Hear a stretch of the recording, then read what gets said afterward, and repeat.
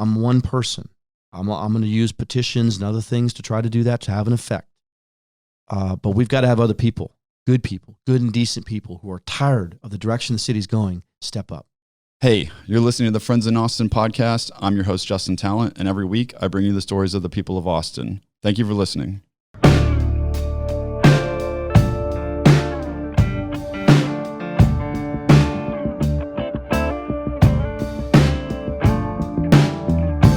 Hey, welcome back to Friends in Austin. Today, my guest is Matt Mackowiak. He's the co-founder of Save Austin Now and Save Austin PAC. I don't know what Save Austin PAC part means, but thanks a lot for coming in, Matt. I'm excited to talk to you because I think this is a really big deal in Austin right now. It is, yeah. Thanks for having me. As I told you before we got on, I for some time had thought about trying to do a fun conversational, podcast that's just focused on the city of Austin, people that live here, people that spend time here, what they like about the city, what issues and interests are going on. So stumbling upon your podcast tells me I don't need to do that, thankfully, and I'm delighted to be here to talk to you. Yeah, so Save Austin Now is a 501c4, which is a IRS tax code category. Basically means it's an educational nonprofit. And we started that entity in February, I want to say it was February 2019, with the intention of educating Austinites on standard living issues. The first thing we decided to do was work on this homeless camping ordinance. We used that entity for a year to do a number of things, one of which was to collect petitions to put our ordinance on the ballot. We failed the first time. The city said when we turned them in July 20th of 2019, after 148 days, we collected 24,500 signed petitions. On August 5th, they came back and said, you're 900 short of the 20,000 you need. Okay. I don't believe we're 900 short. We've analyzed it. We've sued the city over it. I believe at some point we're going to be able to prove that as that moves forward. But we decided to make the difficult decision to start from zero again in December, with only 50 days to get on the May ballot, but we worked extremely hard, and we worked smarter as well, and we collected 30,000 signed petitions, and 1/3 of the time, we decided to go ahead and self-validate with volunteers working long hours, 16, 18-hour days the last 2 weeks. We had 3,000 of those 30,000 we could not self-validate. You have to validate this when someone signs a petition that they're a registered voter in the city of Austin. This is a city of Austin ordinance. Right, so if you live in Bee Cave or Leander, you can't sign, and you certainly can't be counted, and you're not going to be able to vote. So we wanted to self-validate, and we did. So we had 3,000 there we couldn't validate. We didn't even turn them into the city. We turned 27,000 in. They came back 10 days later and said 26,103 were verified. So very high validity rate. So that was, good Lord, when was that? Mid to late February. It's been a blur since then. It's been 4 or 5 weeks. Because we're in the election window now, with the election underway and with us being certified, we had to start a political action committee, a PAC. Save Austin Now as a nonprofit is not allowed to engage in election activity. Save Austin Now PAC is. There are different rules that apply to both. We had to start this new entity, saveaustinnowpac.com, and we've been using that to raise money, educate voters, and turn out voters ahead of the May 1st election, with early voting beginning April 19th. Okay, that's all really cool. So obviously homelessness is at a certain point in Austin. I mean, how bad is it? And also, how did we get to this point? Yeah, great question, and it'll take a few minutes to walk through this. I think it's really important. Look, the city of Austin, like many cities that are in top 25 in the country, deal with the challenge of homelessness and have for a long time. And Mayor Steve Adler has said that before the ordinance was passed in June of 2019, took effect July 1st, he admitted that the city had failed to address the problem of homelessness. And I think everyone who has any knowledge of what the city had done up to that point probably agreed with that. And that falls on all of us, right? It's not that Steve Adler, before the ordinance passed, had personally failed the homeless community. Every past mayor, every past city council member, every past city manager, every past nonprofit, every past church, every resident hasn't done enough to help our homeless in the city of Austin up to that point, and probably even still today. But at that point, based on the point in time study that was conducted by ECHO, which I think it's Ending Community Homeless Organization. I always get the O is not an actual word that begins with O, even though it's called ECHO. I forget what the thing stands for, but it's the city's basically preferred nonprofit on homeless issues. ECHO does an amazing thing every year in January. They recruit volunteers. They go out and count every homeless person in the city every January. It's called the point in time study. It's an estimation. It's not a certainty. They did that in January 2020 to capture the 2019 calendar year. When they did that, they found that we had about 2,500 homeless people. But the most concerning development is that they found that homelessness, unhoused homelessness, they have housed homelessness and unhoused homelessness. I know housed homelessness sounds like an oxymoron. What it means is someone who was homeless, who they were able to get into housing, right? Which is what we want. We want people in shelter. We want people safe. We want people off the streets. We want people getting help. It's what we all should want. The problem is that while that category increased 20%, the category of unhoused homeless increased 46% over that calendar year. Now, I have been saying, and I have friends of mine who really get mad when I say this, because I don't have a specific exact count. I didn't go out and count every homeless person myself. I estimate based on a lot of data, number of encampments, size of encampments, anecdotal information presented to me from police officers, from the Austin Police Association, from other law enforcement sources. I estimate that from the 2,500 we had in, let's say, January 1, 2020, that we're at around 5,000 today. I believe it's doubled. Part of the reason I get there is if you look at that point in time study, that unhoused homeless population grew 46% in one calendar year. The problem is the camping ordinance was only in effect for half of that year. So I think if you actually had done a study that said, July 1st, 2019 to June 30th, 2020, a 12-month period capturing the first 12 months of the camping ordinance, I think you would have had a 90 to 100% increase in the unhoused homeless population. That's how I get from 2,500 to 5,000. But look, this is a difficult challenge. You look at major cities around the United States and around the world, homelessness is a major challenge. My fundamental belief is that there are basically two models on homelessness. The first is you can emulate what I would call a failed model, which is sort of this public camping approach that you've seen in Los Angeles, San Francisco, Portland, Seattle, and Honolulu in particular. I've been to all 5 of those cities in the last 3 years. They're all a disaster. I don't know what other word to use. If you've been to LA, you've seen it. If you've been, Skid Row in those areas, if you've been to San Francisco and downtown San Francisco, it's a ghost town. This predates COVID. It's obviously, a different situation with COVID now. But all of those cities have undertaken a camping or a public camping ordinance approach.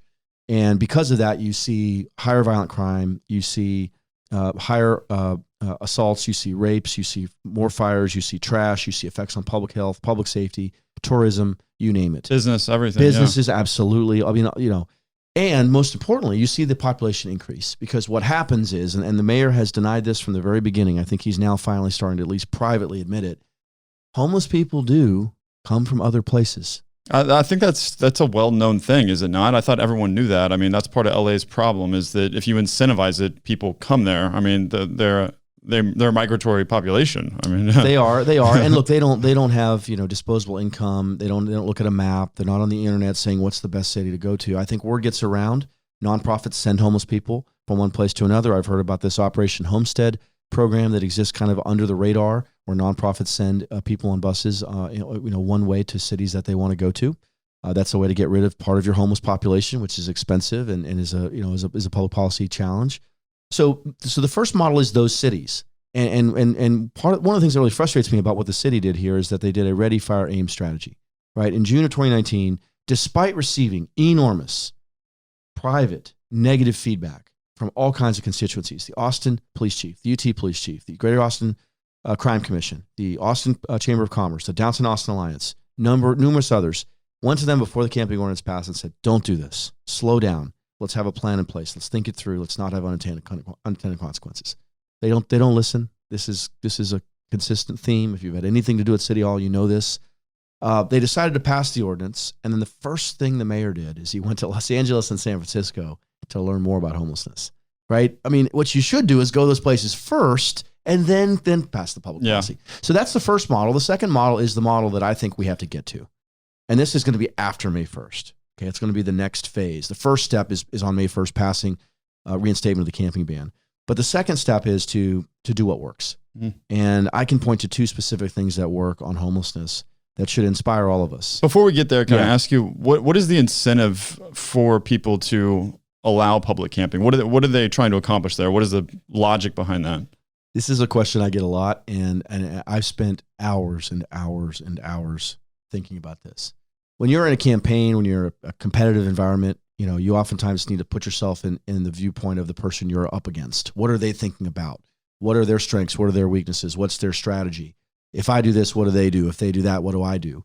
And so I've tried to think about it through that perspective. And I don't judge. I really try not to judge people's intentions, question people's intentions. I don't believe that 9 members of the council and the mayor woke up that morning and said, I want to destroy our city today. I'm going to vote yes on the public camping ordinance. I believe they had a judgment, that they made a judgment that was, and has now in retrospect been proven to be a total epic public policy disaster. But I don't doubt their intentions. I do think there were three primary motivations. The first is the city had been receiving pressure from the left to begin developing homeless housing. And developing housing for the homeless is not something that can be done quickly. It's very complicated. You have a NIMBY problem where people don't want homeless shelters in the neighborhood. Not in my backyard. Correct. Thing, yeah. You have that. You have the cost. You have the fact that this is one of the hottest real estate markets in the country and perhaps in the world right now. You have the issue of how you get these people from where they are to where they need to be. You have funding challenges. You have to triage them. You have to provide mental health and drug and alcohol abuse treatment. It's a complicated problem. And so I think they concluded, we can't do homeless housing anytime soon, but we need to help this population. Why don't we just let them camp? How does that help them? It doesn't help them. It helps the council relieve pressure on themselves to deliver homeless housing, because now, from their perspective, a tent is a house. Now, a tent is not a house, right? A tent is a temporary structure. A tent, camping, it takes a public space, it converts it to a private use, and you have any number of negative second and third order effects that come from camping, right? First of all, you have physical waste that's created by camping. Second of all, you have human waste that's created by camping. Now, the city would say, oh, we have these purple bags and they get picked up and people could put stuff in there. That effort has been so insufficient that it's almost ridiculous to pretend that they had a plan in the first place. But there are other second and third order negative effects, right? You have effects on public health, right? You have effects on public safety. Look, we have the highest violent crime rate in our city in 5 years. We have 48 homicides at the 90-day mark. And Austin was once considered a really safe city. Very safe. I grew up, I've been here since 1984.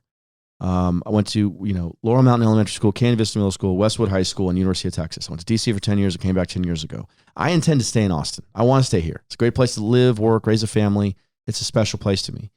But if we continue to go the direction we're going of making it harder and harder and harder for average people to live here and to feel safe and to feel like they can raise a family and make a living, I'm not going to stay here. I have committed myself to a 2-year effort to try to turn things around, and this is the first part of that.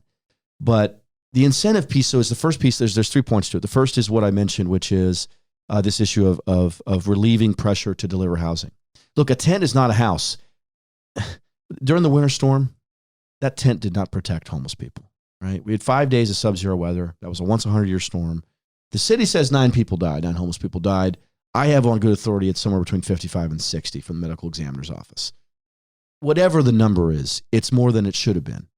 And it's more than it would have been had the camping ordinance not been in place. I fundamentally believe that, because when the camping ordinance passed, one of the things that happened, which is really shocking and saddening, and this is absolutely true, the homeless shelter is emptied.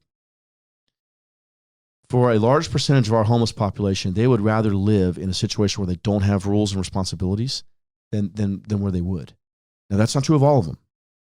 The homeless population is a very complicated mix of people. I've talked to people that have volunteered in shelters that told me that exact thing. They said that they don't want to be there. They come there as a last resort because they can't do whatever they want there. They have to follow the rules. That's right. And look, I don't know what the percentage is. I would defer to real experts on this, but I would estimate 3/4 of the homeless population have either drug and alcohol abuse addiction or mental health challenges or both, right? And so if you think about why the camping ordinance has been such a bad public policy, the reason is you are putting these people in more desperate situations in public, in situations where they're interacting at more close quarters, more directly and more often with average Austinites, right?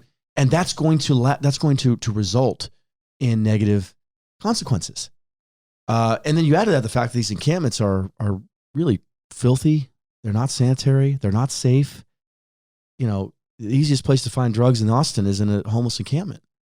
I can't believe what it looks like downtown and down Riverside after living here for a while. It's like, oh my God, it's never been anything like this. Look, the reason why I'm confident we're going to prevail on May 1st with the Prop B campaign to reinstate the camping ban is the camping ordinance has made our city so much worse so quickly in a year and a half that it's now not even really debatable. I know, that's how I see it, but I see some certain Instagram accounts of organizations saying, like, vote no, and I'm like, why?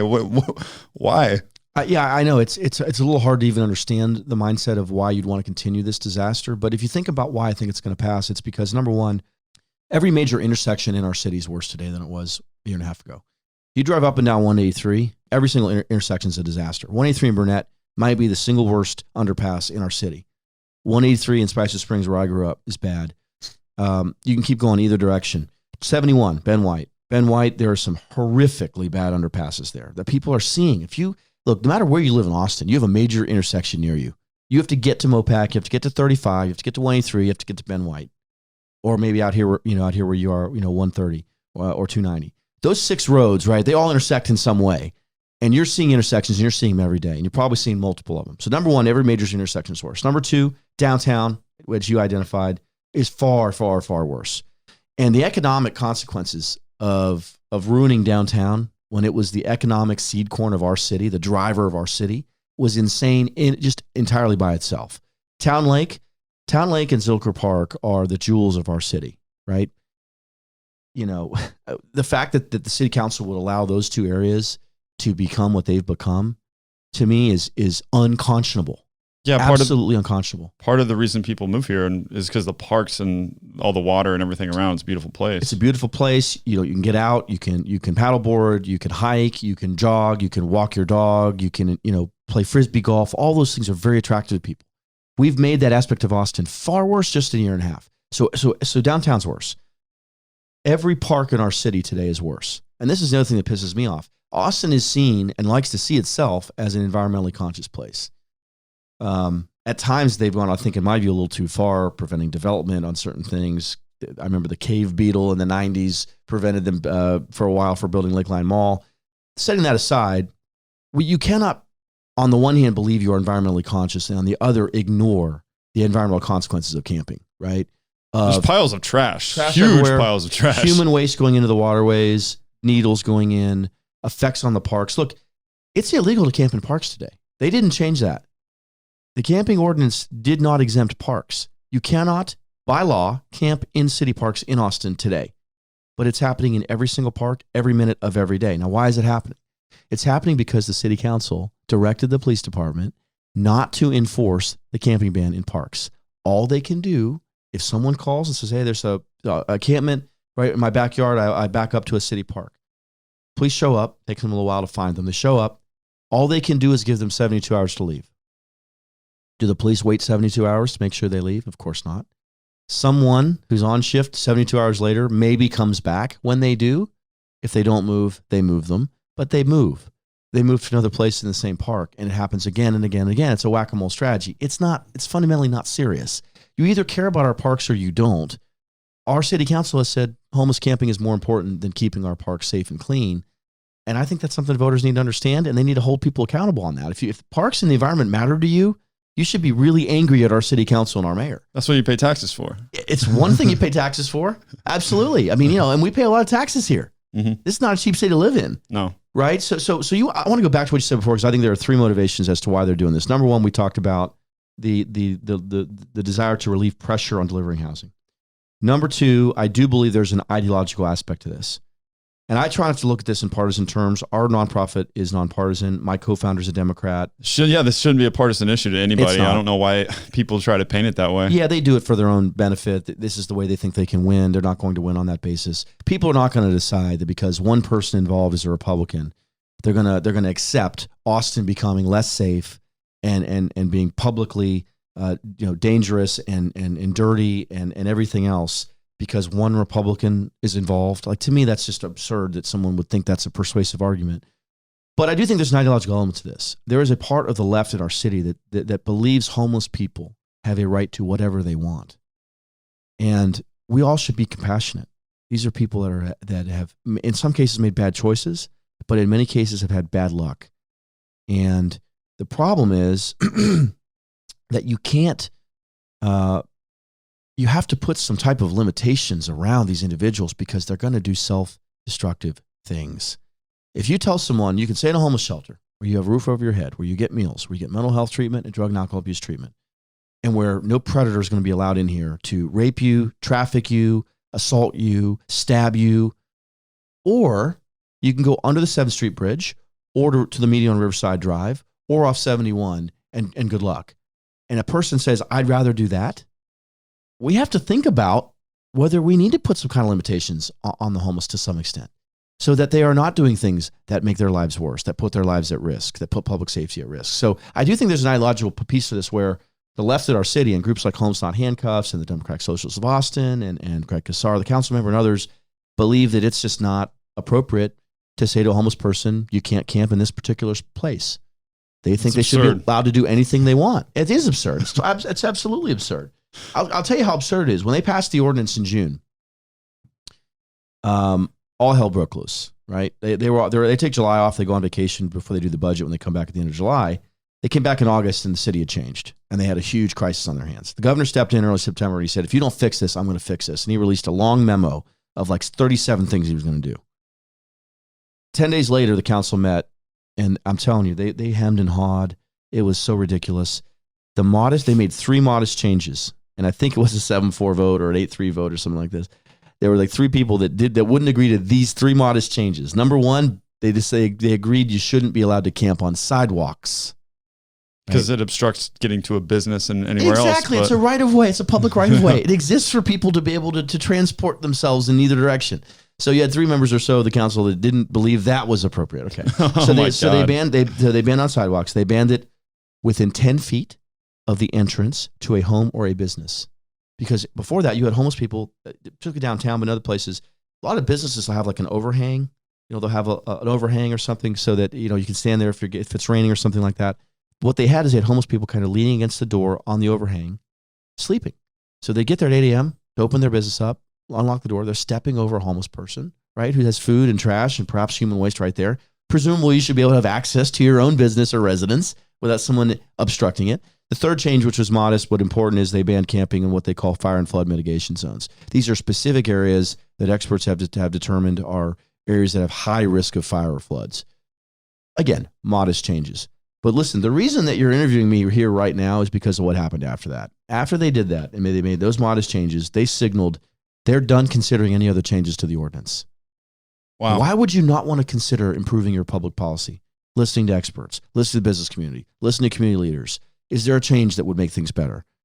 When you close your mind to improvement, you open yourself up to accepting failure forever. And so when that happened, it became clear to me that working through the city council was not going to be the answer. The answer was we're going to have to go outside them and rally people. And so 3 months later, I started a nonprofit called Save Austin Now with my co-founder, Cleo Petricek, who's an African-American female social worker who's been a prison guard in her career. She hates Trump more than she loves life. She literally despises Trump at a level I've almost never seen before. She and I do not agree politically, but we agree totally on the direction the city is going on these public safety issues. So we started that nonprofit. We brought in the Austin Police Association and Safe Horns, the parent safety organization at UT, and we started our petition drive, and we were on our way. It's crazy. So what's going on now? I mean, you did a great job with the petition. A lot of people signed it. What are you doing now to get people involved? And are you really confident that, I think that this will work, right? I don't know. I've not talked to a single person, friend, Democrat, Republican, that doesn't want the ban to be back. So I don't know who would even vote against it. Yeah. So am I confident? Yes, I am confident. I'm not overconfident, right? Municipal elections have low turnout. The last 2 municipal elections had 40,000 votes be enough to win, and then 50,000 votes be enough to win. Right, we're a city of, I don't know, what are we, 1.5 million people? Right, it's not very many. It's a rounding error, basically. And turnout's very low because you don't have candidates on the ballot. We don't have candidates on the ballot in the May municipal elections. Our elections for candidates are for city council are in November of the even-numbered years. So all you have is propositions. Now, you're going to have 7 propositions on the ballot, 4 of them related to strong mayor. We can talk about that if you want. 1 of them related to the fire union.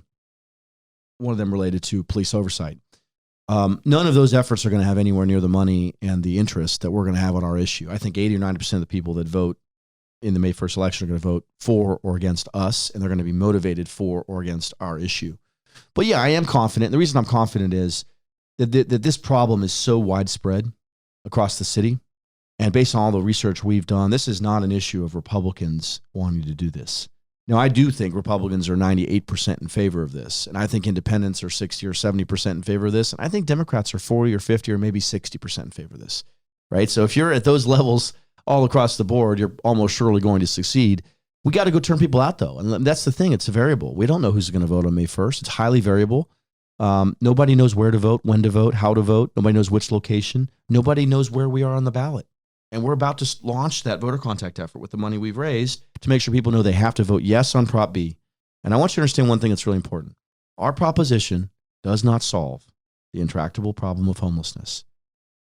We don't believe it makes it worse. We believe that the current path we are on is clearly making it worse. So what we're saying is you can either stay where you are now, and you're going to see the homeless population double again in the next 2 years, in my estimation, or we can go back to where we were in June of 2019 when there was no crisis and when the Austin Police Department said they were getting 95% voluntary compliance with the camping ban. I think it was 93%. Correct the record. 93% voluntary compliance. So the camping ban was in effect for 23 years. There was no crisis. This idea that they were throwing homeless people in jail for being homeless is not true. It's a smear. It's a falsehood. They know it's a falsehood. They know that it fires people up and they think it's an effective message, but it simply wasn't happening. If you cannot tell someone who refuses to comply with the law that you're going to get a citation or you're going to be arrested, then we're going to live in a world that's lawless. Why have laws at all? I guess that's what Greg Casar wants. This idea that we're quote unquote criminalizing homeless existence couldn't be further from the truth, right? Camping is a behavior. Homelessness is a status. What we are saying is it's time to put the pressure back on the city to deliver housing for the homeless. They spent $161 million fiscal year 2018 to fiscal year 2020. As I understand it, they had only provided 200 new beds. You could do the math on that. Mm-hmm. If we have 5,000 homeless people, $161 million is $13,000 per homeless person per year over a 3-year period. You could easily provide housing for that community with that amount of money. So one of the issues that I know, I was watching a documentary on LA's homelessness, and they said one of the issues was that some people were trying to make this really fancy, expensive housing, and they were taking a long time building it. I know a tent isn't a house like you said, but one solution that others were coming up with were larger, like more industrial style tents they could quickly start providing housing through this nicer, larger tent until you have time to build other structures. You can at least address the problem and people have a place to go. Yeah, I mean, and we're talking here about models, and I didn't get to the successful model. The failed model is Los Angeles, San Francisco, Portland, Seattle, and Honolulu. The successful model, we actually have one of them here in Austin, and another one 70 miles south of here. So the successful model here in Austin is a fantastic facility known as Community First Village. It's run by Mobile Loaves and Fishes. It was conceived of by an amazing person named Alan Graham. It is a community that houses and provides community for homeless people. They have 250 people on site. I just toured it as we're sitting here a week ago for the second time. They have micro homes for the homeless. And you sign a contract when you get there. You have to live by certain rules. The laws apply. You have to pay rent. Some of them pay very little rent, but everyone works. Everyone pays rent. They work on site. Some of them do. Some of them take buses to other jobs, but a lot of them work on site. I describe it. I don't know if you're a fan of Deadwood, the HBO series. It's not like that because that was 150 years ago, but it's a self-sustaining community, right? They have a woodworking station. They have a place where people sell their arts and crafts that they make. They have all kinds of things. Give people purpose. Mm-hmm. Purpose in their life, right? And honestly, I think that's a big problem with homelessness is that you get to a point where you're so desperate. You think nobody cares about you. You think you have no future. And you think the problems you have are problems you can never solve, right? It's a hole. You keep digging deeper and you don't see any way out of it, right? There's a hopelessness that comes from being homeless. So Community First Village is going to double in size in the next, I think, 12 to 18 months from 250 to 500. They're entirely privately funded. They don't get funding from the city. It's a successful model. And if we could replicate 10 more of them, we'd be well on our way. Now, the other model, which is really important to understand, is there's a fantastic facility in San Antonio known as Haven for Hope. My understanding is the land was donated, I think, by HEB. It's basically a large encampment that is the only place you can camp in San Antonio for homeless. And this is not an encampment like we see on Town Lake or under a highway. This is a place that has police on site, that has services like job training, mental health treatment, drug and alcohol abuse, electricity, toilets, showers. It's a place homeless people actually want to be. And how is that funded? It's funded. Good question. It's funded. I believe it's funded partially through the city, but it's also funded primarily through private sources. Yeah, okay. I'm actually not 100% certain of that. I have not toured that facility. I met the guy who chairs. He's the president or the chair of the board at up to Texas Capitol about a week ago. I've heard about Haven for Hope for a long time, and I've learned a little bit about it. I'm going to go down there and tour it probably the next week or so. I want to see it myself. But that's the answer, right? The answer is we need one campground, not 20 or 30 or 50. We need one. And then we need to ramp up housing with transitional housing, with more shelters, with micro homes over time, with focus and purpose and efficiency and transparency. That's going to be the answer. We're spending $73 million on homelessness this year. That's on top of the $161 million we spent the last 3 years. And we're not getting good bang for the buck. And that's why our organization has called for an independent and thorough audit of all dollars spent on homelessness the last 3 years. If you're not doing anything wrong, agree to the audit. Right now, they're not agreeing to the audit, and it makes you wonder what's really going on. For sure.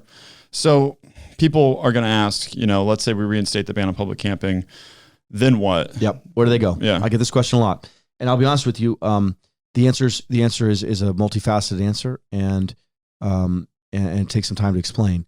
So you have 4 or 5 places where, quote, they can go, right? If first of all, the ordinance was put in effect, and I think it took effect within a week or something like that. I think it would probably be a similar situation here. Where do they go? Number one, they go to homeless shelters. Now, am I saying we have enough homeless shelter space for 2,500 to 5,000 homeless people? No, we don't. And the shelter capacity has come down because of COVID. I think they're at maybe 25% or 50%. That obviously needs to come back up. We're pretty close now. By September 1st, we'll be there. Maybe by July 1st, we'll be there. They can be back to 75 or 100%, and they need to get there. And honestly, we need to have our homeless vaccinated. If they're not vaccinated now, they need to be. Why are they not? Right? They're in close quarters. Disease spreads encampments to begin with. Like, it makes perfect sense that they need to be vaccinated. And if they're not, that needs to be a priority.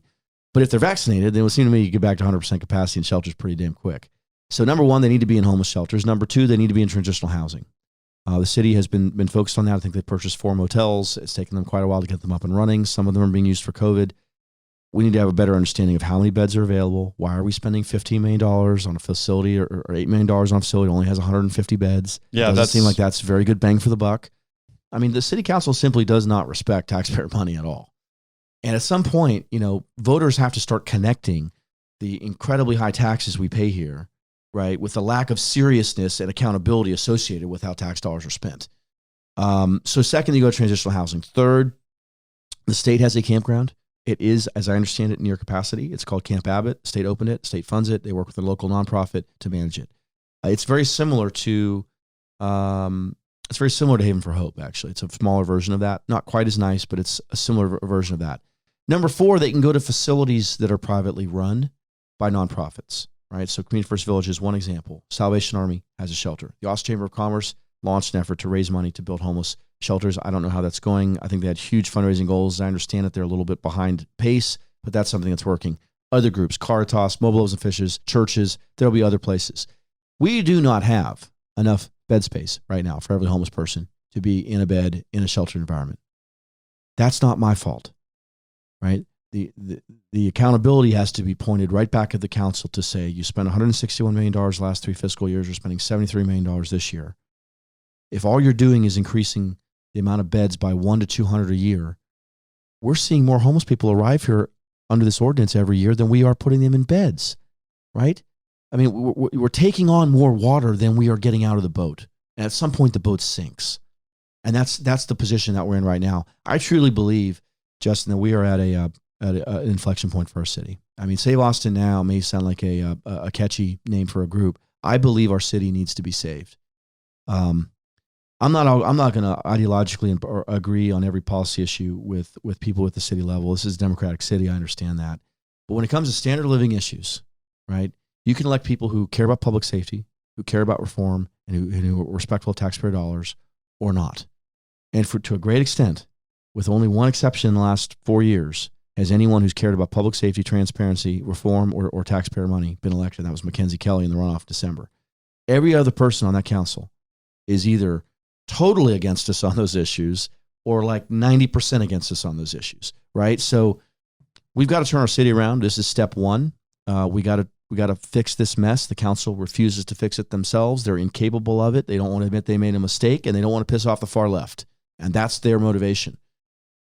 It's astounding that they cannot admit they made a horrific public policy mistake and that the consequences of that public policy are now really not even debatable. Right? Yeah, no. It's not debatable. And I'll say one last thing on this. It's not just about life being made worse for all the residents in the parks, at the intersections, our businesses, downtown, Town Lake, Zilker Park, etc. I'll tell you what motivates me about this. I absolutely believe the homeless are worse off today than they were a year and a half ago. Now, I understand there are homeless advocates that disagree with that, and they have a lot more expertise in this area than I do. But I simply do not believe it is compassionate to tell a homeless person, you can live under the 7th Street Bridge or on the Median Riverside Drive, and maybe somebody will give you a tent, and maybe you'll be safe. They're not getting mental health treatment. They're not getting drug and alcohol abuse treatment there regularly. They're not getting the services they should be getting. No one's watching out for them. The reality of these homeless camps is far worse than people realize. I'm going to tell you exactly what happens in these camps, and it's shocking. What happened, and this comes from testimony that was offered at a committee hearing that I heard less than 1 week ago from a woman who's, I believe it was her niece and her brother are both homeless. And one or both of them are in Austin. The women get passed around in these camps. They get passed around. It happens in every single encampment. Ask any police officer if you don't believe me. They get passed around these camps. That's number one. So there's rape and there's sexual assault that's occurring in every single one of these camps every single day. If that doesn't make your blood boil, I don't know what will. Number two, the violence that occurs in these camps is significant on a daily basis.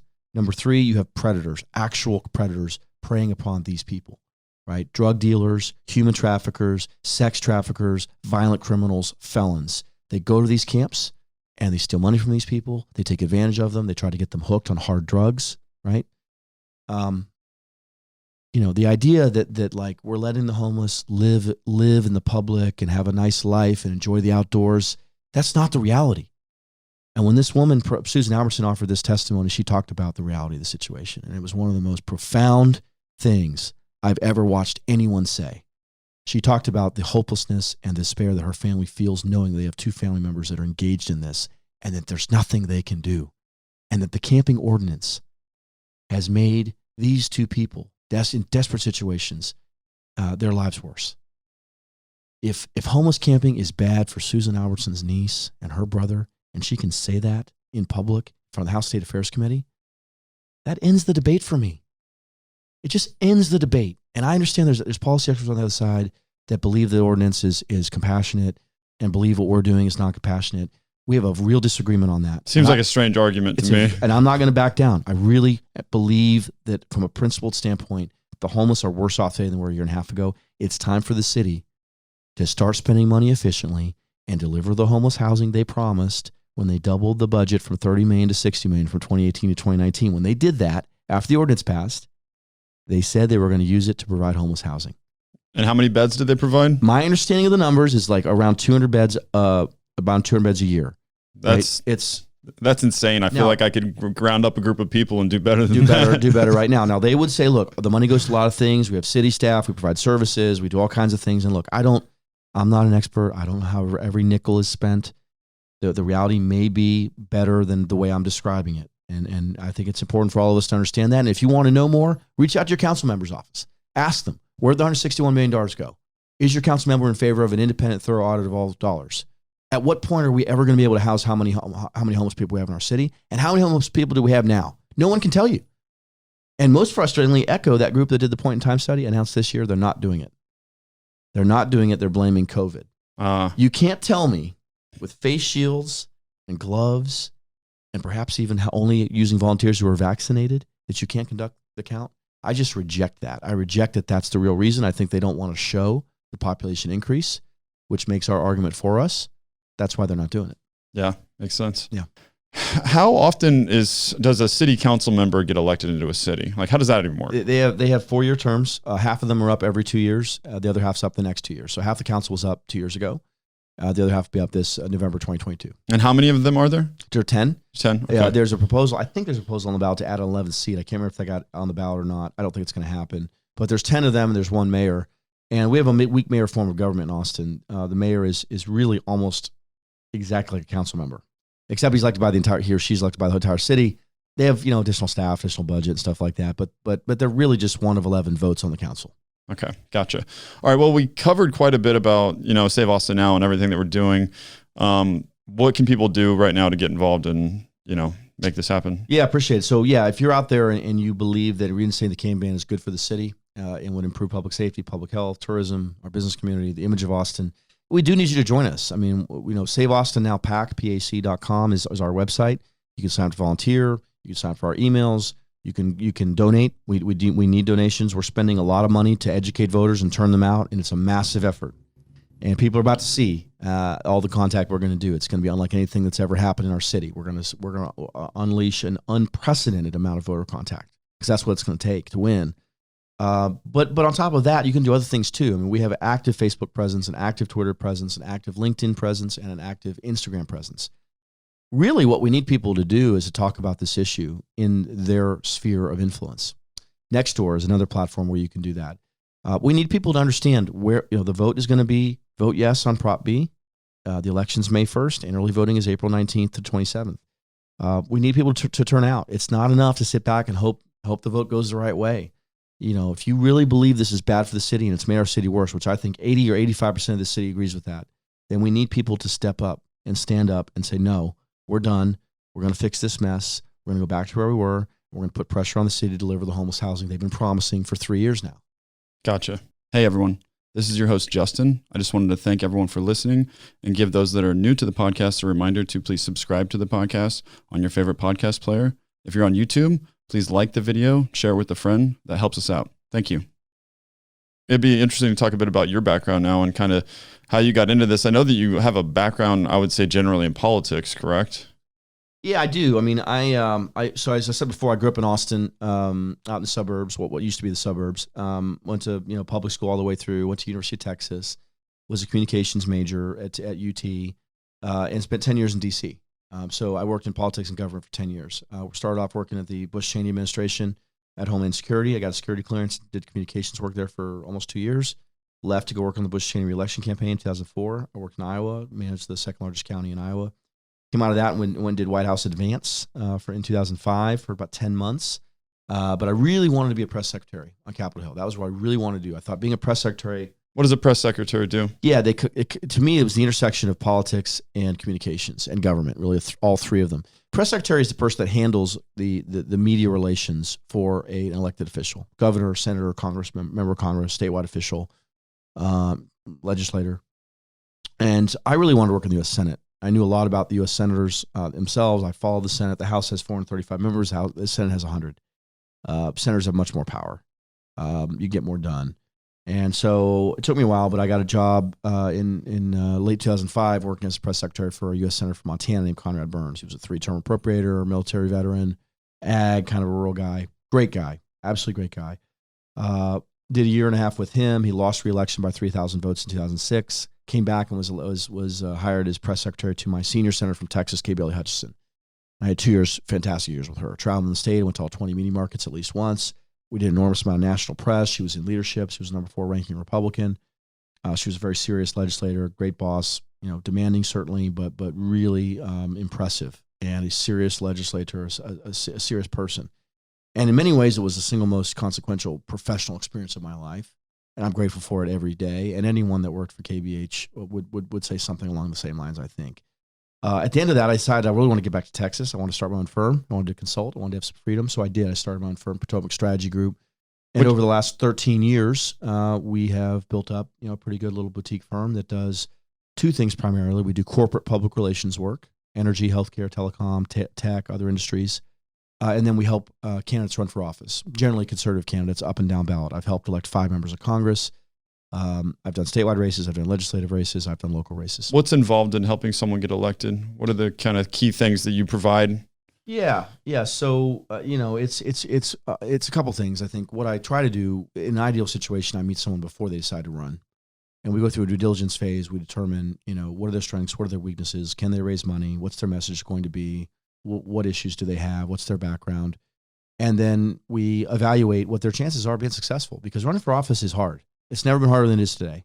And honestly, being in office has never been more miserable than it is today. So number one, you got to be really motivated about wanting to do something important.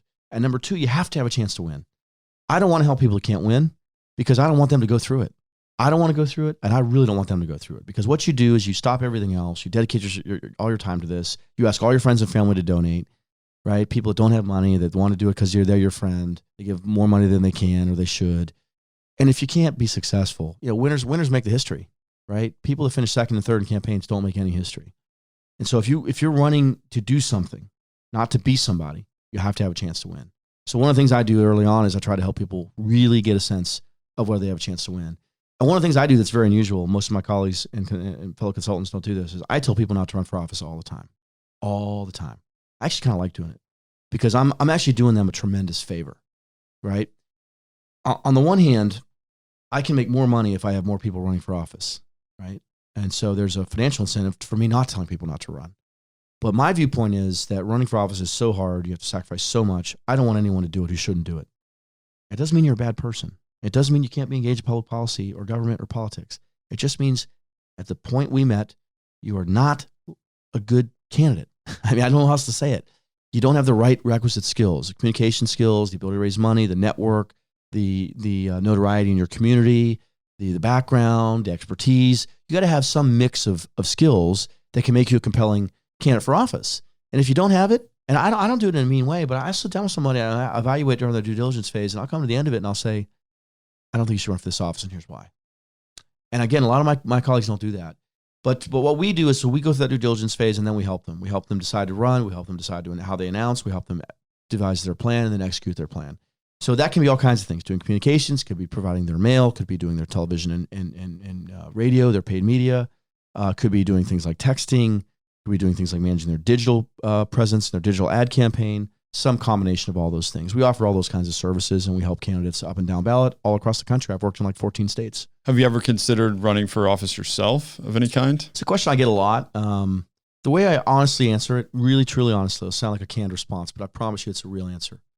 I do not have any designs at the moment on running for a specific office in a specific place at a specific time, right? I want to get to a place where my business is stable, where my family life is stable, where I'm moving in the right direction, because your personal life and your professional life have to be aligned for running for office to make sense. And there hasn't really been a point in my life where both of them were aligned and where an opportunity presented itself that I thought made sense. So I really don't think in the near to medium term running for office is in my future. That said, I think if I get to be 65 or 70 or 75 years old and I'm sitting on the front porch drinking lemonade thinking about my life, and I look back and I have never run for office, I will probably have regretted, because I will have wondered, could I have made a difference? Could I have really focused on important issues, helped people? That's the only reason you run for office. You want to be somebody, it's never going to sustain you. The costs of being involved in politics are so high, and people who do it to be somebody always get caught doing something they shouldn't be doing, and they end up not staying in politics. It happens time and time again. If you're there because of the mission, doesn't matter what it is, right? It could be that you are the most pro-life person in history and you want to protect innocent babies, or it could be you believe reproductive choice is fundamental. Either side of it, if you're motivated on that issue or any other issue, school choice, the military, doesn't matter what it is, immigration, the budget, as long as you have a couple issues that really motivate you, that's what's going to get you up when you get home at midnight and you have to get up at 6 a.m. to take an early flight to something you have to go do. If you're doing it because you want to be somebody, you're going to start cutting corners. You're going to start taking chances, taking risks, making bad decisions. It's not going to sustain you. And that's not true just in politics. It's actually true in life, right? The best job you can have is something that you would do for free. It reminds me of something that, like, just in entrepreneurship, people say the same thing. I mean, you have to have a Exactly. business that you care about. Otherwise, you're just going to lose the momentum and the motivation. Same thing with politics. Absolutely. It's no different, except that I think politics has such a high cost, human cost, right? We have ridiculous expectations for public officials now, right? You could never have ever said anything on Twitter that anyone finds offensive. You can't have anything in college or high school that anyone could now say is offensive, right? Winter storm, right? You want to leave, get out of the winter storm, take your family somewhere warm. You can't do it if you're an elected official now. Ted Cruz can't go to Cancun. Anyone else who wasn't in elected office wanted to go to Cancun, nobody would have said word one about it. The pressures on disclosing all kinds of things, your financial disclosures, having every word you say in public reviewed, having people attack you. Sounds like a nightmare. It's an absolute nightmare. I mean, it just is. It's like, why would a sane person want to do this? Yeah. So that's why you have to have that motivation. Mm-hmm. You have to think that whatever it is you care about is so important. You are willing to pay that price day after day after day after day. Otherwise, you just can't sustain the effort and the motivation. It's crazy. So you have a podcast called Mac on Politics. What do you do with that podcast? I mean, obviously talk about politics, but what do you hope to achieve with it? Is it you just doing it for fun? Yeah, definitely not doing it as a business model. Yeah. Podcasting, the business of podcasting is I think broken. or maybe it was never really constituted in the first place. There's far too much supply. There's far too little demand. Unless you're getting 40,000 downloads per episode, you're never going to have a significant advertiser. And so if you have a big presence or if you have a big media platform behind you, you can build a podcast that can make money. And Joe Rogan, signed a ridiculous, whatever that was, $100 million deal with Spotify. I hope he can see it all the way through. At times, the employees there have tried to cancel him over different things. That's the exception. That's 1 in a million or 1 in a billion, right? Most podcasts are getting a couple hundred downloads. It's a passion project.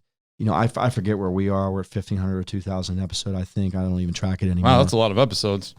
Well, I was going to say downloads per episode. We're at 276 episodes or 277. We're doing it 3 years. That's solid. I try to do one a week.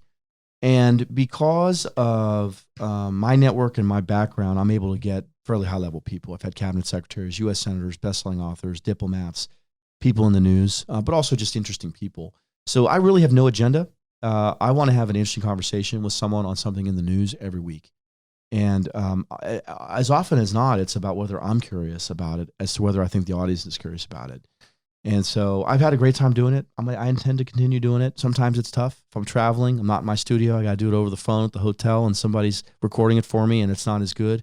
So I try to work around those kinds of logistics, but I do it myself. I have 2 producers that basically edit it and put it up. But I do all the prep, the guest booking, most of the guest booking, and the prep and the question and the interviews myself. So I enjoy it. I haven't spent a lot of time on the other side of the microphone. I'm usually the one being interviewed for one reason or another. And it is fascinating to think about how to frame questions, to listen, to actually listen, and not think of what you want to say, right? You just want to think about what they said and what questions that raises for you. So podcasting is great. It's fascinating. I love podcasts. I listen to sports podcasts about Pittsburgh sports teams and the Longhorns. I listen to politics podcasts. I listen to deep interviews. I don't like Alec Baldwin as a person or politically, but I love his podcast. I like Mark Maron's WTF podcast. For me, it's about the guest.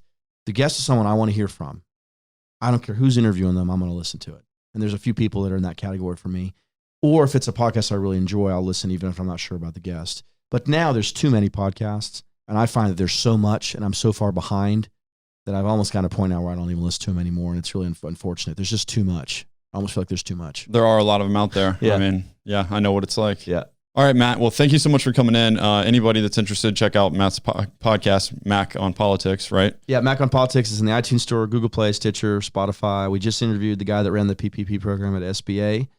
That's one example of a recent episode. What is that? I'm not familiar. The PPP program is the Paycheck Protection Program that saved Main Street as part of during COVID. It's the thing that Congress funded. Gotcha. That's right. Massive effort. This guy's actually a longtime friend of mine. He just happened to be working at Small Business Administration when that happened. He talked about what the last year's been like, administering that program. I just interviewed Josh Rogan, who wrote a fascinating book about U.S. and China policy. He wrote about what Trump tried to do, why he concluded it basically failed, but why it still matters. He interviewed U.S. Senator Mike Braun from Indiana about a number of topics. He interviewed Jonathan Allen, who just wrote a book about how Joe Biden won the presidency. Wrote a really deep, fascinating book about how Biden won called Lucky. That's just the last 4 episodes. So maybe those are of interest to your audience, maybe not. But if they are, you can subscribe, iTunes, Google Play, Stitcher, Spotify, and you can download individual episodes. Cool, Matt. I love what you're doing with Save Austin Now. I hope everyone gets out there and votes. This is a really big deal. We don't want Austin to end up like LA. It's really bad out there. We got to change this right now. I agree with you that we're on a brink right now. If we don't do something right now, this city's not going to be worth living in anymore.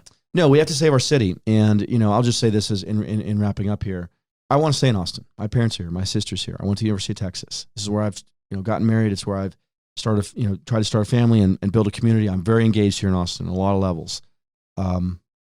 I'm going to be very reluctant to leave, but if we don't change direction the next 2 years, I'm going to probably think about moving to Santa Fe or Nashville or Florida or somewhere else, somewhere that is safe, somewhere that's affordable, somewhere that's a community that cares about public safety and public health and transportation and affordability.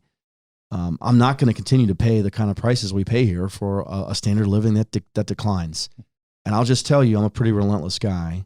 Right? I'm going to dedicate myself the next 2 years to turn this city around.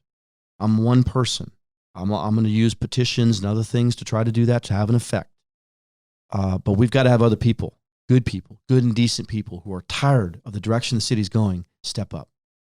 And we've done that with Save Austin Now. We've raised pretty significant money from thousands of donors. Save Austin Now PAC, by the time this episode posts, will have raised $568,000 in 4 weeks. I don't think it's ever been done before in city history. We did that from something like 1,500 or 2,000 donors. Median donation, $50. And we had some high-level people, certainly at the top end. We had a lot of lower dollar people that gave what they could. Our organization has 1,000 volunteers. I mean, this is a movement of people who are just standing up and saying, no, we have to save our city. It's not about anything more than that. We want to live in a safe and clean city that's good for the residents and good for the homeless. And this policy is threatening that and destroying that. So folks can join us again, saveaustinNowPAC.com. Make sure you vote May 1st. I'd actually encourage you to vote the first day of early voting on April 19th. Then you're done with it. You won't be receiving phone calls and mail and texts and all that stuff. That stuff will go away the earlier that you vote. All right, everyone, vote yes on Prop B. Thanks, Matt. Thank you.